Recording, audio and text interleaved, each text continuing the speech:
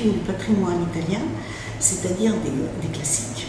Et en l'occurrence, j'ai vu Sacco e Vanzetti de Giuliano Montaldo, qui a été tourné en 1971 et qui est un film culte pour ce qui est de la... c'est un très beau film. C'est l'histoire de deux syndicalistes anarchisants qui, dans les années 20, entre les deux guerres, ont été condamnés à mort par le gouvernement des États-Unis. Ils ont été exécutés, me semble-t-il, vers 1927. Et le film raconte les procès,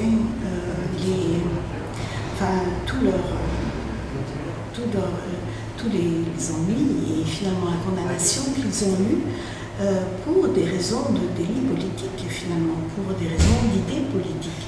Alors c'était absolument, je me souviens de l'avoir vu dans ces années-là, ce film, c'est avec un plaisir total que je l'ai revu, parce que c'est un excellent film, qui était donc un film culte, et c'était un coup de poing à ce moment-là, parce que dans les années 70, on réfléchissait beaucoup sur la justice sociale, entre autres, et que justement, dans le pays même de la démocratie, au sortir des années plus glorieuses du renouveau après la Deuxième Guerre mondiale, eh bien, il y a cette dénonciation du fait que la superpuissance démocratique du monde emprisonnait des gens et tuait même des gens pour délits politiques. Je me souviens d'avoir eu une énorme vibration pour ce film et qu'il est resté, bien sûr, dans les annales de ma culture et certainement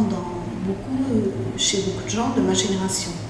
Alors, je l'ai revu donc avec un plaisir non dissimulé et il est vrai que la technique filmique était absolument époustouflante parce que on revoit tous les actes du procès, mais ça n'est pas ennuyeux une seconde parce qu'il y a des flashbacks qui nous interpellent et que les deux personnages sont joués par des acteurs émérites, dont Gianmaria Volonté. Ils ont chacun leur personnalité. Il y en a un qui est un petit peu plus bourru et rentre dedans, et un autre qui est beaucoup plus réfléchi et différent. Et le fait de montrer ces deux personnages qui étaient dans le même moule et qui ont été exécutés tous les deux, à ce moment-là, c'était très poignant, et je crois qu'aujourd'hui, on peut revoir ce genre de film avec beaucoup de profit, parce que la réflexion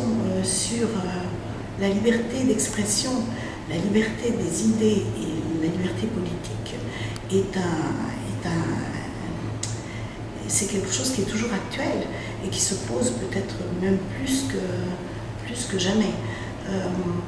C'était très judicieux de la part de Terra di Cinema d'avoir fait ce choix de ce film du patrimoine. Voilà.